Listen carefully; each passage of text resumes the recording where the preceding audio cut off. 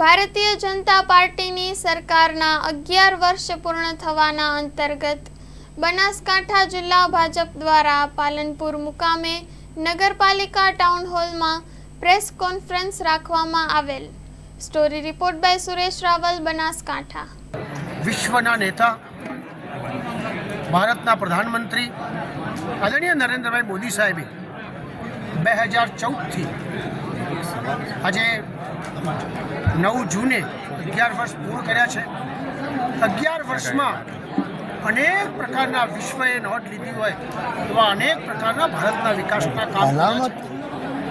આજે સ્વર્ગસ્થ જવાહરલાલ અમને 18 વર્ષ શાસન કર્યું હતું। સ્વર્ગસ્થ વડાપ્રધાન ઇન્દિરા ગાંધીજી હતા, એમને 16 વર્ષ કર્યું હતું અને આજે પ્રધાનમંત્રી નરેન્દ્રભાઈ મોદી સાહેબે 11 વર્ષ કર્યું છે। આપણે તુલના કરીએ તો 1947થી આપણો દેશ આઝાદ થયો, 2014 સુધી શું પરિસ્થિતિનું નિર્માણ હતું અને 11 વર્ષમાં શું અનેક સિદ્ધિઓ કરી તો કદાચ કલ્પના ના આવે એ પ્રકારની વ્યવસ્થા આજે સમગ્ર ભારતમાં થઈ છે, જેની વિશ્વએ નોંધ લીધી છે। આજે ઇકોનોમીની દ્રષ્ટિએ 11મા સ્થાને આપણે હતા અને આજે આપણે ગૌરવ સાથે કહી શકાય કે વિશ્વમાં ચોથી મહાસત્તા આપણે બન્યા છીએ અને 2030 સુધીમાં ત્રીજી મહાસત્તા બનવા જઈ શકીએ તે પ્રકારની વ્યવસ્થા આજે ભારત સરકારે કરી છે। આજે માત્ર એક જણનો નહીં, સમગ્ર 140 કરોડનો સમતોલ વિકાસ થાય એ પ્રકારની વ્યવસ્થા કરી છે।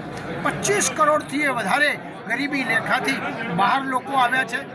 સમગ્ર લોકોનો કેવી રીતે વિકાસ થાય, ચાહે શિક્ષણ ક્ષેત્રે હોય, આરોગ્ય ક્ષેત્રે હોય, આજે ઉદ્યોગ ક્ષેત્રે હોય કે રોજગારી ક્ષેત્રે નવા ક્ષેત્રો ઊભા કરવાના હોય, એવી અનેક પ્રકારની વ્યવસ્થા કરી છે।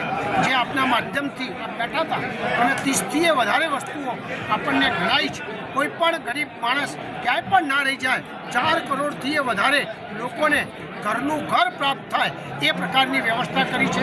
આજે 12 કરોડથી વધારે ઉજ્જવલા યોજનાની અંદર વ્યવસ્થા કરી છે। 15 કરોડથી વધારે નલ સે જલની વ્યવસ્થા કરી છે। આવી અનેક પ્રકારની સિદ્ધિઓના કામ કર્યા છે।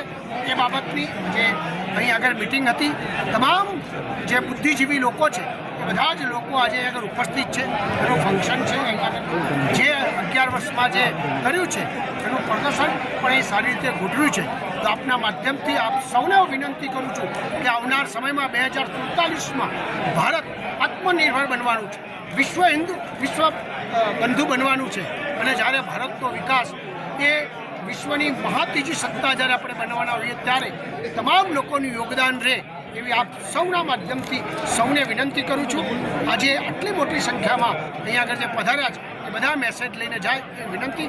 ભારત માતા કી જય।